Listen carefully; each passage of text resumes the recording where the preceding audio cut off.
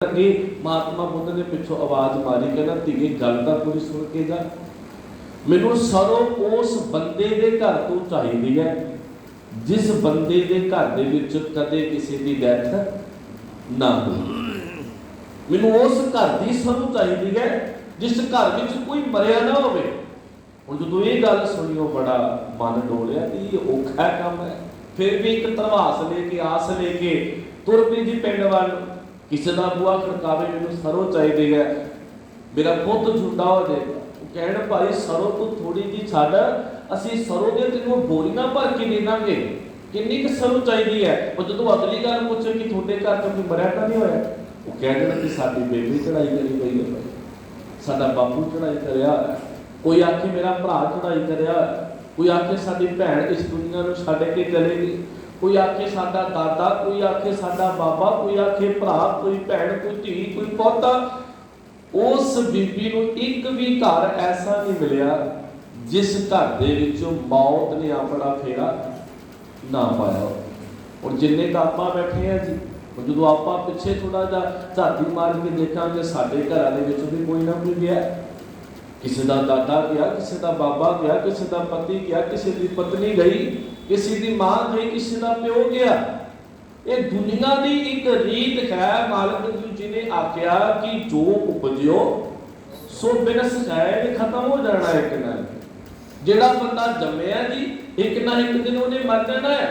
गुरु तेग बहादुर पातशाह ने बड़ा प्यारा धरवास दिता, कहने चिंता तां की कीजिए जो अनहोनी होए। तू उस गल का फिक्र कर जो दुनिया नाल नहीं होया वो तेरे नाल हो गया। ये तो जिहड़ी खेड है मौत की क्रिया है तो दुनिया नाल भी हो रही है। जे तेरे घर विच भी वापर गई कोई वखरी गल नहीं हुई है। मालिक ने कहा कि मौत सब को आनी है जिस दिन दुनिया च संगत जी असीं आ गए।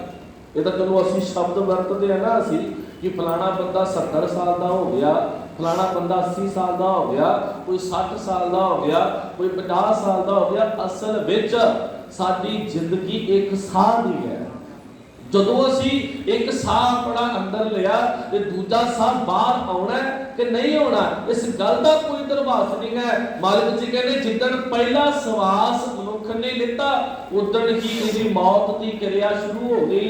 उस मौत की क्रिया नूं पूरे हुंदे हुंदे कोई 60 साल जी गया, कोई 70 साल जी गया। पर सच्चाई ये है कि राणा राओ ना कोर है, रंग ना तुंग फकीर, बारी आपो अपनी कोई ना बंदे थी। अज कोई चला गया तो कल कोई चला जाएगा। रहना इस दुनिया च किसी ने थिर नहीं है। ये किनू नहीं पता जी कि मर जाना आपां ने, सबनूं पता है। पर बंदा सतगुर कहने ऐसा भुल चुका है कि खाना पीना हसना सोना विसर गया है। मरना इनू मरना भुल गया। मसला ही नहीं आपां जदों इत्थे बैठदे आ ना जिद्दां दे कोई प्रोग्राम दे अंदर, इत्थे असीं ये नहीं सोच के बैठना कि फलाने की मौत ते असीं आए। असीं ये सोच के बैठिए कि कल मना मेरी भी बारी होनी है कि मेरी तैयारी किन्नी है।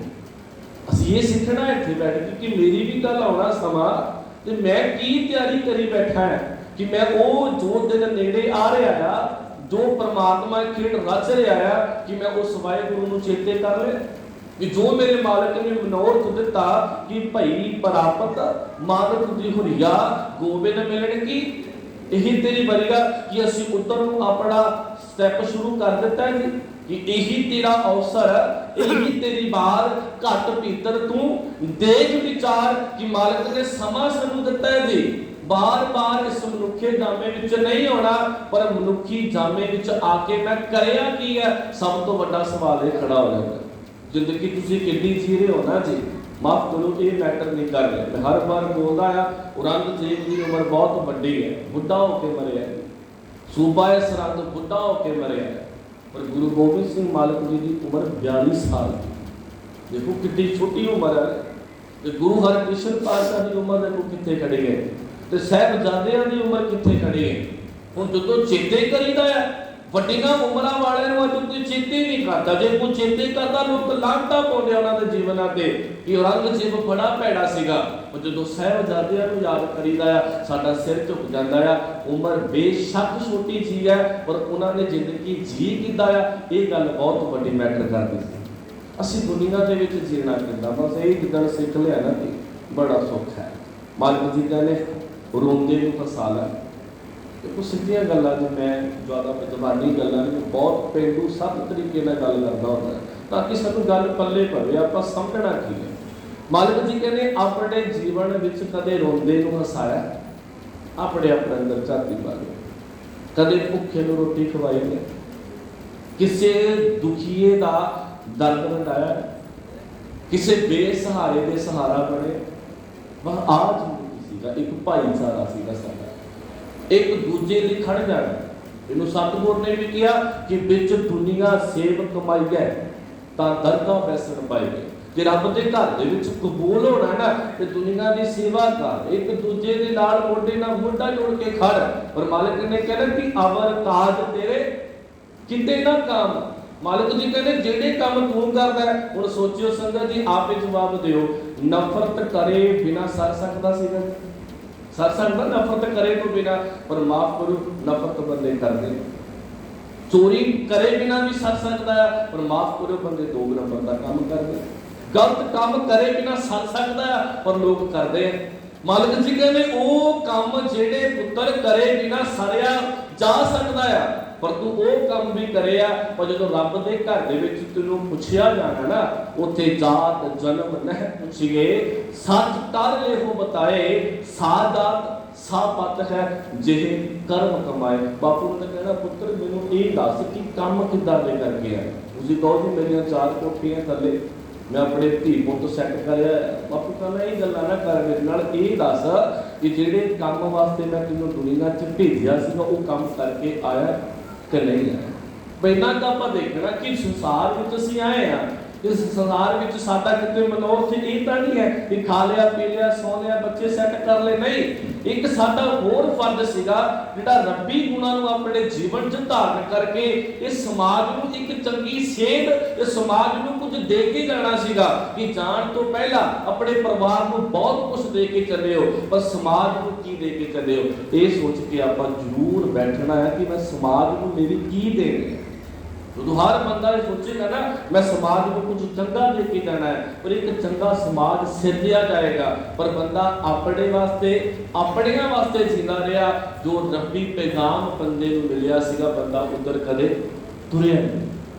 ਮਾਲਕ ਨੇ ਕਿਹਾ ਦੀਪ ਜੀ, ਮੈਂ ਗੱਲ ਹਰ ਵਾਰ ਬੋਲਦਾ ਹੁੰਦਾ ਕਿ ਮੈਂ 100 ਜੋੜੇ, ਮੈਂ ਲੱਖ ਜੋੜੇ, ਮੈਂ ਜੋੜਦਾ ਕਈ ਕਰੋੜ ਲਏ। ਮੈਂ ਦੁਨੀਆ ਦੇ ਵਿੱਚ ਕਈ ਥਾਂ ਜੁੜਿਆ ਪਰ ਅੰਦਰੋਂ ਨਾਤੇ ਤੋੜ ਲਏ। ਮੈਂ ਭੱਜਦਾ ਭੱਜਦਾ ਇਹ ਗੱਲ ਭੁੱਲਿਆ, ਜੋ ਉਹਨੇ ਲਿਖਿਆ ਉਹ ਮੈਂ ਖਾਣਾ। ਮੈਂ ਪੰਡਾ ਉਸ ਦੀਆਂ ਬੰਨ ਲੀਆਂ ਜਿਹਨੇ ਨਾਲ ਨਹੀਂ ਜਾਣਾ। ਸਾਡੇ ਕੋਲ ਪੰਡਾ ਕਾਹਦੀਆਂ ਜੀ? ਜਿਹੜੀ ਚੀਜ਼ਾਂ ਦੇ ਨਾਲ ਨਹੀਂ ਜਾਣਾ। ਬੰਦਾ ਕੋਈ ਕੁਝ ਨਹੀਂ ਇੱਥੋਂ ਲੈ ਕੇ ਜਾਏਗਾ, ਜੇ ਖਾਲੀ ਆਇਆ ਤੇ ਖਾਲੀ ਜਾਣਾ। ਪਰ ਉਹਦਾ ਜੀਵਨ ਜੀਣ ਦਾ ਤਰੀਕਾ ਉਹ ਦੁਨੀਆ 'ਚ ਛੱਡ ਕੇ ਜਾਏਗਾ। ਜੇ ਚੰਗਾ ਜੀ ਕੇ ਗਿਆ ਤੇ ਦੁਨੀਆ ਚੰਗੇ ਨੂੰ ਯਾਦ ਕਰੇਗੀ, ਜੇ ਮਾੜਾ ਜੀ ਕੇ ਗਿਆ ਆ ਦੁਨੀਆ ਮਾੜੇ ਨੂੰ ਵੀ ਯਾਦ ਕਰੇਗੀ। ਪਰ ਜਦੋਂ ਮਾੜੇ ਨੂੰ ਯਾਦ ਕਰੇਗੀ ਉਦੋਂ ਦੁਨੀਆ ਜੀਵਨ ਤੇ ਲਾਂਘਦਾ ਹੋਵੇਗੀ। ਇਸ ਕਰਕੇ ਸਾਡੇ ਹੱਥ ਹੈ।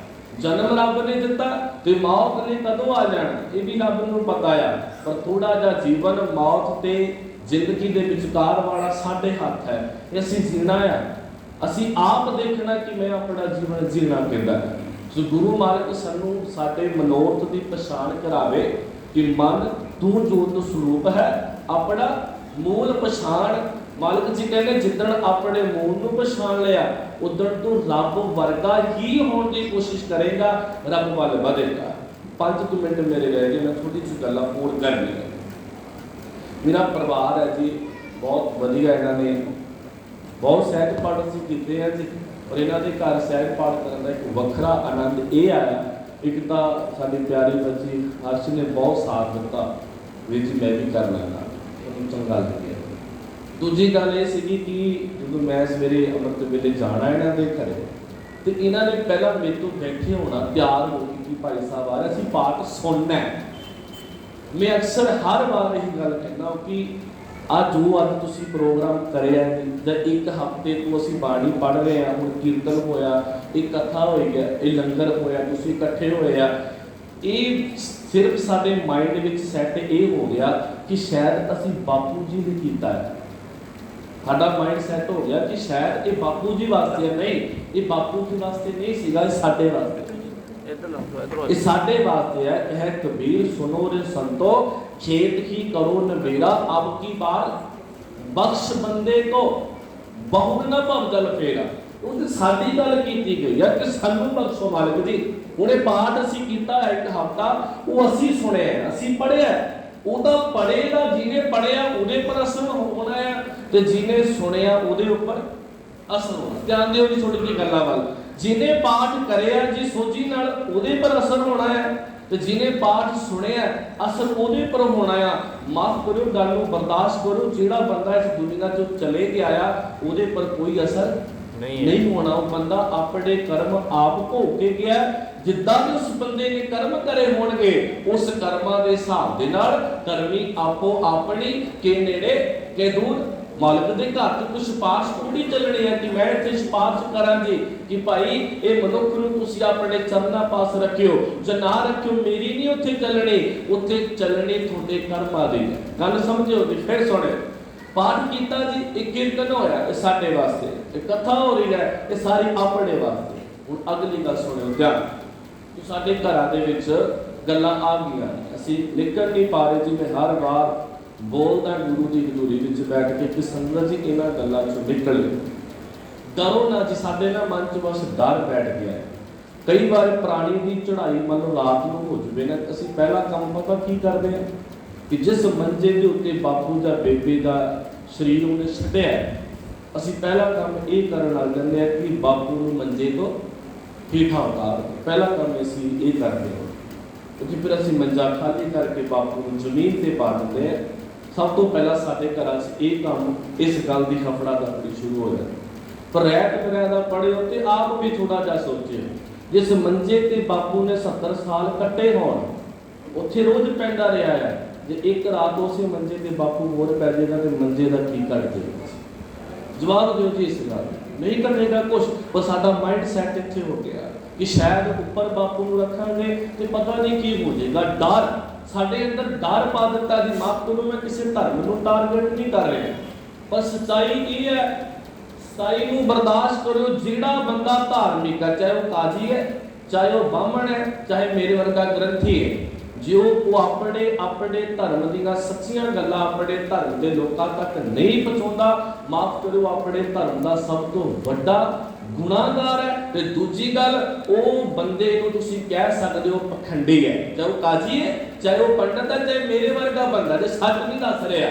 ਹੁਣ ਸਾਨੂੰ ਡਰ ਪਾ ਦਿੱਤਾ ਗਿਆ ਕਿ ਸ਼ਾਇਦ ਅਸੀਂ ਮੰਜੇ ਤੇ ਬਾਪੂ ਦੀ ਲਾਸ਼ ਰੱਖਾਂਗੇ, ਪਤਾ ਨਹੀਂ ਕੀ ਬਣੇਗਾ, ਪਰ ਕੁਝ ਨਹੀਂ ਹੋਏਗਾ। ਫਿਰ ਮੈਂ ਕਹਾਂ ਸੰਗਤ ਜੀ, ਰਹਿਤ ਮਰਿਆਦਾ ਜ਼ਰੂਰ ਪੜਿਓ ਜੋ ਕਾਲ ਤੱਕ ਸਾਹਿਬ ਤੋਂ ਪ੍ਰਮਾਣਿਤ ਹੈ, ਸਾਨੂੰ ਦਿੱਤੀ ਗਈ। ਉਹਦੇ ਵਿੱਚ ਲਿਖਿਆ ਕਿ ਕੋਈ ਗੱਲ ਨਹੀਂ, ਕੋਈ ਵਹਿਮ ਨਹੀਂ ਕਰਨਾ। ਦੂਜੀ ਗੱਲ ਤੇ ਆ ਗਈ, ਜਦੋਂ ਘਰ ਦੇ ਵਿੱਚੋਂ ਫਿਰ ਅਸੀਂ ਉਹ ਕਰਦੇ ਹਾਂ, ਇੱਕ ਰਸਮ ਸਾਡੀ ਹੋਰ ਬਣੀ ਹੋਈ ਆ। ਛੋਟੀ ਛੋਟੀ ਰਸਮਾਂ ਮੈਂ ਲੈ ਕੇ ਤੁਰੂੰਗਾ ਜਿਹੜੀਆਂ ਬਣੀਆਂ ਹੋਈਆਂ। ਅਸੀਂ ਕੋਸ਼ਿਸ਼ ਕਰਦੇ ਹਾਂ ਜੀ, ਕਿਤੇ ਵੀ ਮੈਂ ਦੇਖਿਆ ਇਹਨਾਂ ਦੇ ਪਰਿਵਾਰ ਵਿੱਚ ਵੀ, ਹੋਰ ਵੀ ਪਰਿਵਾਰਾਂ 'ਚ ਮੈਂ ਦੇਖਦਾ ਰਹਿੰਦਾ ਜੋ ਹੁੰਦਾ ਹੈ, ਉਹ ਕਹਿਣਗੇ ਜੀ ਕੁੜੀ ਲੋਈ ਨਾ ਪਾਵੇ ਆਪਣੇ ਸਹੁਰੇ ਦੇ ਉੱਤੇ, ਕਿਸੇ ਮੰਨ ਲਓ ਚੱਲਦਾ ਕੁੜੀ ਲੋਈ ਨਾ ਪਾਵੇ। ਜਿਵੇਂ ਬੇਅੰਤ ਲੋਕਾਂ ਨੇ ਮੱਥਾ ਟੇਕਿਆ, ਕੁੜੀਆਂ ਨਾ ਮੱਥਾ ਟੇਕਣ। ਤੇ ਮੈਂ ਕਹਿੰਦਾ ਫਿਰ ਇਸ ਕੋੜ ਨੂੰ ਕੌਣ ਦੂਰ ਕਰੇ? ਇੱਕ ਪਾਸੇ ਤੁਸੀਂ ਰੋਲਾ ਪਾਈ ਜਾਂਦੇ ਹੋ ਕਿ ਕੁੜੀਆਂ ਤੇ ਮੁੰਡੇ ਬਰਾਬਰ ਹੈ, ਪਰ ਇੱਥੇ ਫਰਕ ਕਿਉਂ ਹੈ? ਬੜੀਆਂ ਘਰਾਂ ਦੇ ਵਿੱਚ ਦੇਖਿਆ, ਤੁਹਾਡੀ ਕਲੋਨੀ ਵਿੱਚ ਬੇਅੰਤ ਮਿਸਾਲਾਂ ਨੇ ਜਿੱਥੇ ਕਿ ਮੁੰਡਿਆਂ ਨੇ ਆਪਣੇ ਪਿਓਾਂ ਨੂੰ ਧੱਕੇ ਮਾਰ ਕੇ ਬਾਹਰ ਕੱਢਿਆ ਤੇ ਕੁੜੀਆਂ ਨੇ ਆਪਣੇ ਘਰ ਰੱਖੇ। ਜੋ ਉੱਥੇ ਤੁਸੀਂ ਕੁੜੀ ਨੂੰ ਕੀ ਕਹੋਗੇ? ਐਸੇ ਮੁੰਡੇ ਬਾਪ ਕੋਲੋਂ ਚੱਟਣੇ ਨੇ ਜਿਹੜੇ ਮੁੰਡਿਆਂ ਨੇ ਬਾਪੂ ਨੂੰ ਸਾਰੀ ਉਮਰ ਨਹੀਂ ਪੁੱਛਿਆ। ਤੁਸੀਂ ਕਹੋ ਜੀ ਇਹ ਰੀਤ ਬਣੀ ਹੋਈ ਹੈ ਕਿ ਮੁੰਡਾ ਹੀ ਕਿਰਿਆ ਕਰੇਗਾ, ਮੁੰਡਾ ਹੀ ਜਾ ਕੇ ਆਪਣੇ ਪਿਓ ਨੂੰ ਅਗਰ ਸੰਸਕਾਰ ਕਰੇਗਾ। ਪਰ ਜਿਸ ਬੰਦੇ ਨੇ, ਚਾਹੇ ਔਰਤ ਹੈ ਚਾਹੇ ਧੀ ਹੈ, ਜਿਸ ਨੇ ਲਾਸਟ ਦਮ ਤੱਕ ਆਪਣੇ ਸਹੁਰੇ ਦਾ ਗੰਦਗੀ ਤੱਕ ਪੂੰਝੀ ਹੋਵੇ, ਸਫਾਈ ਕੀਤੀ ਹੋਵੇ, ਤੇ ਉਹ ਜਦੋਂ ਸੰਸਕਾਰ ਕਰ ਦੇਗੀ ਤੇ ਫਿਰ ਕੀ ਫਰਕ ਪਏਗਾ? ਇਹਨਾਂ ਗੱਲਾਂ 'ਚ ਨਿਕਲੋਗੇ ਕਦੋਂ? ਅਸੀਂ ਔਰਤ ਨੂੰ ਇੱਥੋਂ ਫੇਰ ਨੀਵਾਂ ਕਰ ਦਿੱਤਾ। ਅਗਲੀ ਗੱਲ ਵੱਲ ਤੁਰੇ, ਇੱਥੋਂ ਨਿਕਲਦੇ ਆ ਜੀ ਅਸੀਂ, ਫਿਰ ਸਾਡਾ ਚੱਕਰ ਇਹ ਪੈ ਜਾਂਦਾ ਕਿ ਮੂੰਹ ਕਿੱਧਰਲੇ ਪਾਸੇ ਨੂੰ ਕਰਨਾ, ਮੂੰਹ ਅੱਗੇ ਕਰੀਏ ਕਿ ਪਿੱਛੇ ਕਰੀਏ। ਸਾਡੀ ਇਸ ਗੱਲ ਵਿੱਚ ਫੇਰ ਲੜਾਈ ਹੋ ਜਾਂਦੀ। ਹੁਣ ਉਹ ਮਿੱਟੀ ਹੈ ਜੀ ਸਰੀਰ, ਕੋਈ ਲੱਤਾਂ ਅੱਗੇ ਕਰ ਦਿਓ ਤੁਰਨ ਲੱਗੇ, ਚਾਹੇ ਸਿਰ ਪਿੱਛੇ ਕਰ ਦਿਓ, ਕੋਈ ਫਰਕ ਨਹੀਂ ਪੈਣਾ। ਮਸਲਾ ਤਾਂ ਜਿਉਂਦੇ ਦੀ ਸੀਗਾ, कि बापू का मूँह लिबड़िया सीगा कि पुत ने चाके रवाल अपने बापू का मूँह साफ करे। मरण तो बाद तक करी चलो कि बापू की लत्ता इधर नूं कर लियो, पर जो जिंदा सी कि उदों की लत्ता नूं कदे पकड़ के कुटिया, मसला इत्थे सीगा। पर जिंदे जी माफ करो, मैं हर बार कहना जी, जिस बंदे ने इस परिवार की गुरु मालिक जी के चरणों च चढ़ती कला की अरदास है, मेरे ख्याल 5 महीने बापू जी नूं मंजे ते हो गए सन पए, पर इन्हां सारे परिवार ने, दोने भरावां ने, दोने भैणां ने ते बच्चियां तक ने रच के सेवा की। इन्हां दे मुंह चों इक्को ही लफ्ज़ सीगा कि एक बारी बापू बस उठ के बैठ जावे तो बैठा रहे, सानूं इन्ना ही बहुत। मेरी गल ध्यान दे के सुनियो, असीं किहड़े चक्करां च पए आ? मरण तो बाद इधर ना करो जी, उधर करो। मरण तो बाद तो मिट्टी का जिधर मर्जी करो, चाहे लत्तां सीधियां करो चाहे ना करो। मसला तो उदों सी जदों उहदा मूँह लिबड़िया सी, जदों लत्तां दुखदियां सी, जदों गोडे दुखदे सी, उदों किन्नियां ने गोडे घोटे उन्हां के पहुंचे हो। फिर असीं आ जांदे जी गुरुद्वारा साहिब दा। चलो जी गुरुद्वारा साहिब फेरा पवा दो। हुण मेरी गल हाथ जोड़ के बेनती करता, कईयां नूं मेरी गल चुभ जाती है, पर मैनूं दस्सिओ जी मैं गलत कित्थे हां। हुण तुसीं इत्थे बैठ के कथा सुन रहे हो, मैं कुछ दस रहा, कुछ चंगियां गल्लां गुरु दी आपां कर रहे, तू अपने पल्ले पैणगे। शायद मैं कहना सारे नहीं, एक बंदा भी साडी गल सुन के सुधर गया, सानूं बहुत। असीं फिर कहते जी मरे हुए प्राणी नूं जी मत्था टका दो हुण गुरुद्वारे। हुण संगत तुसीं सियाणे हो कि मरे हुए बंदे नूं मत्था टकाओगे तुसीं, उत्थे खड़ के अरदास कर लो, जपजी साहिब कर लो, कुछ भी कर लो, कि उस मरे हुए प्राणी ते की असर है। हाँ मैं कहां तुसीं जिंदे जागदे हो, आओ भाई आपां अरदास करिए, आओ भाई आपां पाठ करिए, पर इत्थे कहंदे फिर गड्डी चों उतारो बापू नूं, फिर हुण गुरुद्वारे फिर मत्था टकाओ। फिर कहदे हैं जी मेरे वर्गा बंदा अतदार झूठा आ। मैं इत्थे खड़ के हर बार झूठ बोलदा आ कि मालिक जी गुरमुख रूह नूं अपने चरना कमला पास निवास बख्शियो। वो साडी एक कह लो कि वो शब्दावली बन गई है अरदास दी, सानूं कहना ही पैंदा। पर सच्चाई ये है कि मैं बापू दा दुखी आ, क्योंकि बापू नूं पता कि तेरे नाल वध मैं जानदा कि जेड़ा प्राणी मेरे कोल आया ਉਹਦਾ ਜੀਵਨ ਕਿੱਦਾਂ ਦਾ। ਮੈਨੂੰ ਤੇਰੇ देखो जी, जे ਤੁਹਾਡਾ ਬੱਚਾ ਲਾਇਕ ਹੈ ਨਾ, फिर ਤੁਹਾਨੂੰ प्रिंसीपल ਕੋਲ ਜਾ ਕੇ ਕਹਿਣ ਦੀ ਲੋੜ ਨਹੀਂ कि मेरे बच्चे ਨੂੰ पास करा। ਤੁਹਾਡਾ ਬੱਚਾ ਲਾਇਕ ਹੈ, ਤੁਹਾਨੂੰ ਕੋਈ फर्क ही नहीं है। पर माफ करो, जिन्हां ਦੇ ਬੱਚੇ ਨਲਾਇਕ ਨੇ ਉਹ माँ-बाप जाके प्रिंसीपल को मिन्नतां करदे आ कि मेरे बच्चे ਨੂੰ ले दे के पास करा। और ਸਾਨੂੰ पता है कि ਸਾਡਾ ਬਾਪੂ ਚੰਗਾ है, ਕਿਸੇ ਦਾ ਮਾੜਾ नहीं ਕੀਤਾ, ਸੋਹਣਾ ਜੀਵਨ ਜੀਆ। फिर ਸਾਨੂੰ ਬਾਪੂ ਕੋਲ ਸਿਫਾਰਸ਼ਾਂ ਲਾਉਣ ਦੀ ਲੋੜ नहीं। मत्था टकाओ जिंदे जी, जिंदे जी आओ, मरण तो बाद कोई फर्क नहीं पैना। हुण इत्थों तुरो जी, हुण अगे ही जांदे हुंदे ना कई पिंडां दे विच, कि अज पिंड वाले भरा मेरे बहुत पहुंचे ने, संगत बहुत ज़्यादा है, तां थोड़ी जी गल करो। साडे पिंडां विच की हुंदा है, चलो इत्थे तां अपने गड्डियां आ, पिंडां विच ज़्यादा लोग मोढियां ते ले के जांदे, फिर नाल अगां एक थाली फड़ी हुंदी, उहदे च आटे दे पेड़े पाए हुंदे ने, ਉਹ पेड़े रखे जाते हैं। राह दे विच जांदे जांदे जिन्ने उन्होंने चौराहे मिलणगे, उस चौराहिਆਂ ਦੇ ਉੱਤੇ पेड़े रखे जाते। ਹੁਣ ਤੁਸੀਂ ਕਹੋ ਜੀ पेड़े रखने हैं, ਹੁਣ ਅਸਲ ਦੇ ਵਿੱਚ ਉਹ पेड़ਿਆਂ ਦੀ ਕਹਾਣੀ ਪੜੋ, पेड़े ਕਾਹਤੇ ਰੱਖੇ ਜਾਂਦੇ ਸੀ। ਪੁਰਾਣਾ ਸਮਾਂ ਹੁੰਦਾ ਸੀਗਾ, ਇੰਨਾ ਆਵਾਜਾਈ ਨਹੀਂ ਸੀਗੀ, ਆਲੇ ਦੁਆਲੇ ਜੰਗਲ ਵੇਲੇ ਹੁੰਦੇ ਸਨ। ਜਿਹੜਾ ਸ਼ਮਸ਼ਾਨ ਘਾਟ ਹੁੰਦਾ ਸੀ ਪਿੰਡ ਤੋਂ ਕਾਫੀ ਦੂਰ ਹੁੰਦਾ ਸੀ, ਸੁੰਨੀ ਥਾਂ ਤੇ ਹੁੰਦਾ ਸੀਗਾ। ਜਦੋਂ ਦੋ ਰਾਹ ਆ ਗਏ, ਉਹ पेड़ा उस राह के उत्ते रखा जाता सीगा, जिस राह को असीं बॉडी लेके गया, जिन्हों तुसीं कह लो एक निशान चिन्ह है पेड़ा कि इधर नूं गए हैं। और बच्चे तो चंगियां भली सड़क साढ़े को गूगल मैप भी पता भी शमशान घाट सामने है, तो फिर भी असीं पेड़ा रखना है, क्योंकि साडा माइंड सैट हो गया कि पेड़ा रखना ही पैना। ये भी सानू ब्राह्मण के कुल दे विचों उधरों सानू मिल गया कि पेड़े ना गल कर। अगे हुण पहुंचो जी शमशान घाट। शमशान घाट पहुंच गए जी आप, उत्थे जपजी साहिब का पाठ पढ़िया जी। शायद फिर मैं कह देवां जी, कईयां दे मन दे विच इह आ जावे कि ये फिर बापू जी वास्ते पढ़िया जाए। वो असल में इस करके पढ़िया जाता कि जिन्ना टाइम आप लकड़ा लुकड़ा सैट करते, जिन्ना टाइम एक दो रिश्तेदार होर अभी होना है, वो भी 10-15 मिनट आप वेट कर लिए, कोई रह गया वो उत्थे पहुंच गए। जिन्ना टाइम असीं फ्री आ उन्ना टाइम क्यों ना आप जपजी साहिब का बोलो जी पाठ कर लीए, पर उन्होंने जे तुसीं मर्यादा का अंग बना दोगे वो भी गलत हो जाए। वो भी गलत हो जाएगा। क्योंकि मैंने याद है कि जो रात को सोलह साहब का पाठ करते हैं ना जी, आज तो 4 साल पहला वीर जी उन्होंने शुरू करवाया। पहला ग्रंथी सिंह ने करता होता था किताबिया तो वीर जी ने क्या किया, अज तो बाद बच्चे करा करेंगे, 4 साल पहला की गल है। जितना टाइम बच्चा उत्थे ते उठ के पिछे नहीं आता, उन्ना टाइम आप की करा करना जी, सतनाम वाहिगुरू। और कई बार की होता कि बच्चा पहला ही पिछे बैठा होता, फिर असं की करते हैं जी, फतेह बुला के नाल दी नाल सोलह साहब शुरू कर देंगे हैं। वो कई बार फिर उस गल की भी गल उठ जाती है कि तुम अज सतनाम वाहिगुरू नहीं किया। पर जो तुम बरीकी पढ़ोगे वो की बरीकी ये सी कि जिन्ना टाइम बच्चा उठ के उत्थे ते उत्थे आउंदा, ਅਸੀਂ उन्ना क टाइम उस टाइम ਨੂੰ कवर करने वास्ते ਅਸੀਂ सतनाम वाहिगुरू बोलना। जे ऑलरेडी बच्चा पहले ही पिछे बैठा है, ਅਸੀਂ उस टाइम ਨੂੰ कवर कर चुके हैं, तो हुण जे सतनाम वाहिगुरू नहीं बोलिया फिर कोई मर्यादा भंग नहीं हुई। इस करके उत्थे भी ये चक्कर हुण अगली गल ते आ गई। फिर उस तो बाद आप कहने कि आखिरी दर्शन कर लो जी, चलो दर्शन होने लग गए। उस तो बाद फिर असी ना परिवार घड़ा चक्की फिरदा हुंदा जी कि हुण असी घड़ा भरना। मैं फिर कह रहा किसी के धर्म की ये चीज़ होवे उन्होंने मुबारक है, पर सिक्खा तेरे धर्म विच घड़े घुड़े नहीं। शायद इदा होता जी परिवार को पता नहीं होता, उदों दसांगे फिर पता लगेगा। महाराज सोझी बख्शे सानू सारिआं नूं कि इस कर्म कांड चों बाहर निकले। घड़ा भनण दा रीजन की है, तुसीं डॉक्टरी उदों लैन नूं पढ़ोगे ना, डॉक्टरी लैन भी आखदी है कि जदों प्राणी मर जाता है वो इक्को लत नहीं मरदा, उन्होंने समा लगता मरना। वो छोटी जी होर उदाहरण ने, क्योंकि ये चीज़ां देखिया भी है, पढ़िया भी देखिया भी ने। वीर जी को पता है कि जिद्दण वीर जी के जादा सरदार भुपिंदर सिंह की चढ़ाई करे ना, उदन असीं घरे उन्होंने बॉडी लेके जो पहुँच के डॉक्टर ने कहा कि डेथ हो चुकी। उत्थे घंटा 2 घंटे घरे बैठे थे तो वीर जी की धड़कन चैक करते थे, धीमी धीमी जी धड़कन चलती सी।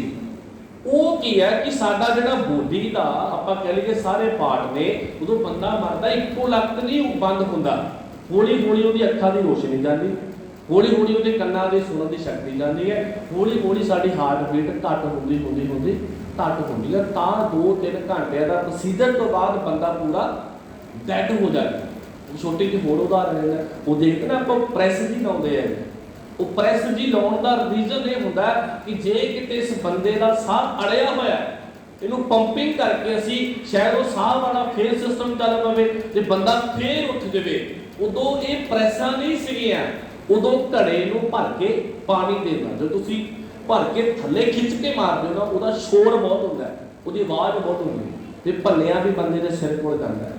ते जदों ही घड़ा भल्लिया जांदा सी तो इस सोच नाल भल्लिया जांदा सीगा, शायद जिस बंदे दा कोई साह अड़िया होया असीं घड़ा खिंच के थल्ले मारीए ताकि इस घड़े की आवाज़ नाल ये प्राणी जे जिंदा आ तां उठ जाए। ये घड़ा इत्थों शुरू होया, पर असी उन्होंने अपना एक अंग बना लिया अटुट कि घड़ा जरूरी है जी, जे घड़ा ना भनिया ये घड़े के पिछले न्योत बनाती कि अज तो बाद साडी टुट गई। हुण तुसीं बैठे हो वीर जी, दोने भरा बैठे कि दोस्तों ये बापू दुनिया तो चला गया कि थोड़ी बापू ना टुट गई नहीं। जिन्ना टाइम साथ चलने साडे, जिन्ना टाइम बच्चियां अगे पोतियां आ ते उन्हां दी भी अपने दादे ते पोते नाल बनी रहनी है। तां हुण एक ऐसी कड़ी बन गई जिहड़ी लंबी चली जानी है। जिन्ना टाइम दादा परदादा बड़े बड़े आपां कहले रिश्ते चले जाने हैं।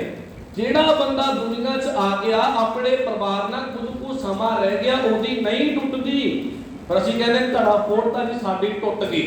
अगली गल ते तुसीं हुण आ गए। हुण एक साडा सिस्टम होर चल पिया। हुण जदों बंदा मरदा ते पहला असीं काम करदा कि समगरी फड़ लिया, समगरी 2-2.5 किलो देसी घ्यो।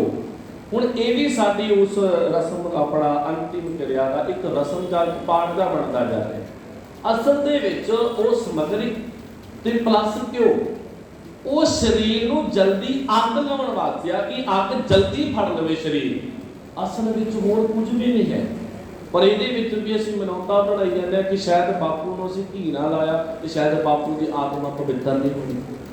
बापू भी गल्लां नहीं है, वो सिर्फ अग लाउण वास्ते कि जल्दी शरीर सड़ जाए तां करके समगरी ते घी वरतिया जाए।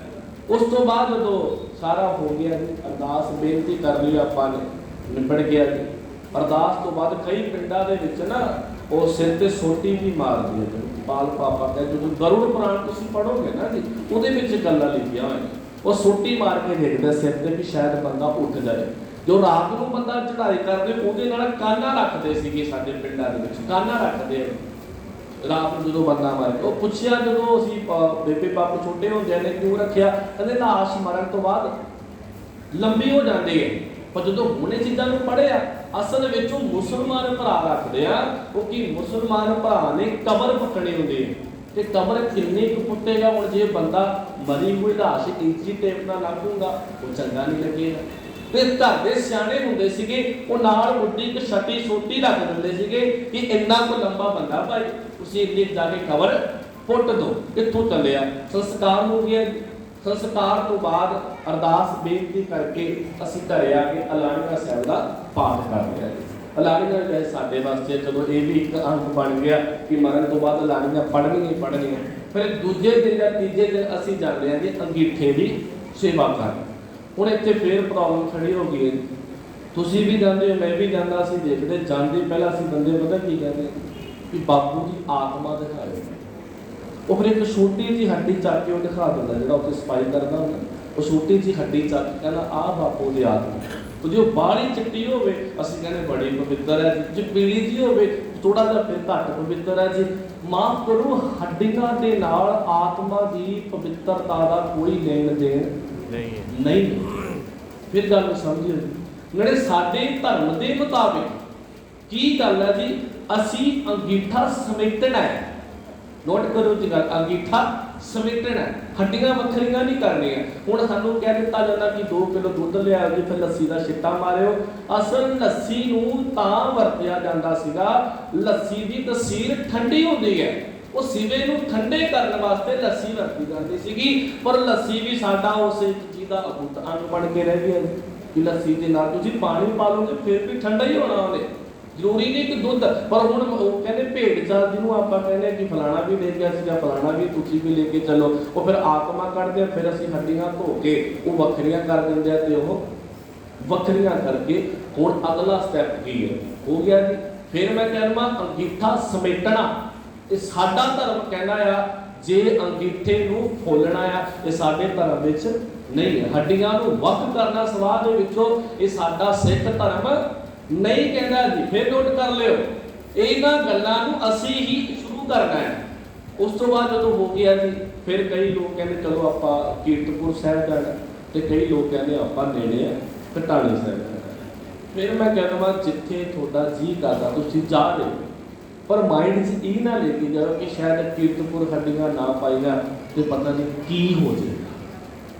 ਇਹ ਨਾ ਤੁਹਾਡੇ ਦਿਮਾਗ 'ਚ ਆਵੇ। ਤੁਹਾਡਾ ਮਨ ਹੈ ਜਾਓ, ਬੇਸ਼ੱਕ ਜਾਓ, ਪਰ ਰਹਿਤ ਮਰਿਆਦਾ ਕਹਿੰਦੀ ਹੈ ਕਿ ਜਿੱਥੇ ਨੇੜੇ ਪਾਣੀ ਚੱਲਦਾ ਉਸ ਪਾਣੀ ਦੇ ਵਿੱਚ ਤੁਸੀਂ ਉਹਨਾਂ ਹੱਡੀਆਂ ਨੂੰ ਤੁਸੀਂ ਪਾ ਸਕਦੇ ਹੋ, ਚੱਲਦੇ ਪਾਣੀ ਦੇ ਵਿੱਚ। ਅਸੀਂ ਤਾਂ ਮਾਫ ਕਰੋ ਇੰਨੇ ਕੁ ਟੈਨਸ਼ਨ ਦੇ ਵਿੱਚ ਆਏ ਹੋਏ ਆ ਕਿ ਧਰਮ ਦੇ ਨਾਂ ਤੇ ਡਰਦੇ ਕਿ ਜਦੋਂ ਇੱਥੋਂ ਆਪਾਂ ਨੇ ਪਰਿਵਾਰ ਤੇ ਲੈ ਕੇ ਜਾਣਾ ਨਾ ਵੀ ਹਾਂ ਬੜਾ ਅੰਗੀਠੇ ਨੂੰ ਸੰਭਾਲ ਕੇ ਲੈ ਕੇ ਜਾਣਾ, ਉਦੋਂ ਪਹਿਲਾਂ ਕਹਿੰਦੇ ਆ ਘਰ ਦੇ ਸ਼ਮਸ਼ਾਨ ਘਾਟ ਮੰਨ ਲਓ ਕਿ ਬੇਬੇ ਚੜਾਈ ਜਾਂ ਬਾਪੂ ਚੜਾਈ, ਉਹ ਕਹਿਣਗੇ ਬੇਬੇ ਜੀ ਆ ਜਾਓ, ਉਦੋਂ ਇੱਦਾਂ ਕਹਿੰਦੇ। ਤੇ ਮੈਂ ਕਹਿਣਾ ਹੁੰਦਾ ਕਿ ਬੇਬੇ ਵਿਚਾਰੀ ਬੈਠੀ ਸਾਰੀ ਉਮਰ ਦੇਖਦੀ ਰਹੀ ਕਿ ਪੋਤਾ ਆਪਣੀ ਫੈਮਿਲੀ ਨਾਲ ਰੋਜ਼ ਹਫ਼ਤੇ ਬਾਅਦ ਘੁੰਮਣ ਚਲੇ ਜਾਂਦਾ।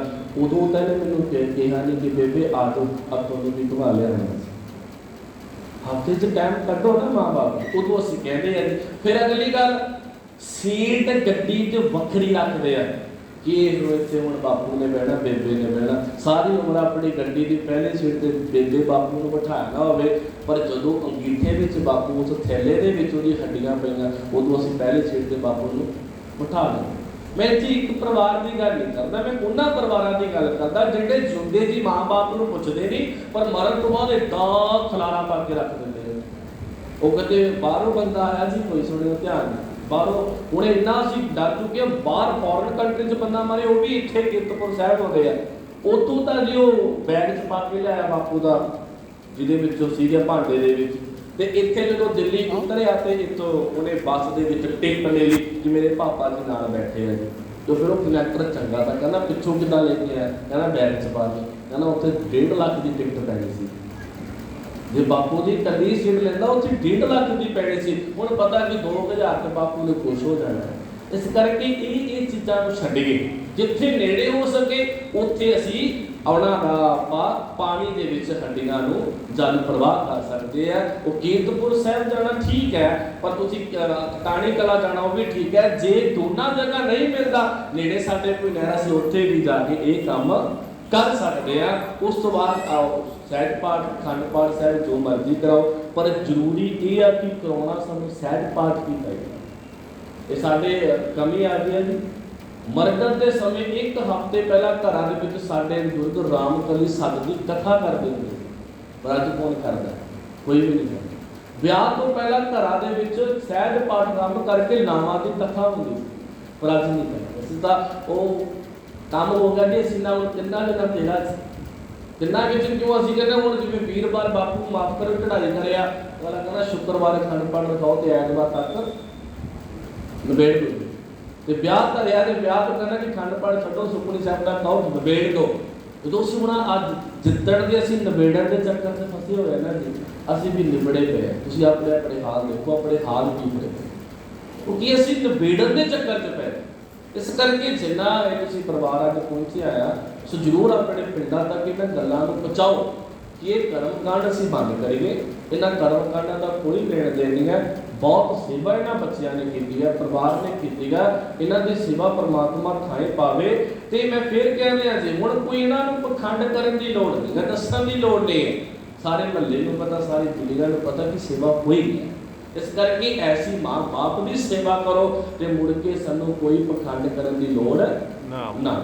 गुरु मालिक की कृपा कर सानू समर्थ आवे, गुरमति सूझी आवे। होर भी बहुत गल्लां ने, फिर समा मिले फिर करांगे जी। आओ आनंद साहिब की पौड़ियां नाल जुड़िए जी। रामकली महल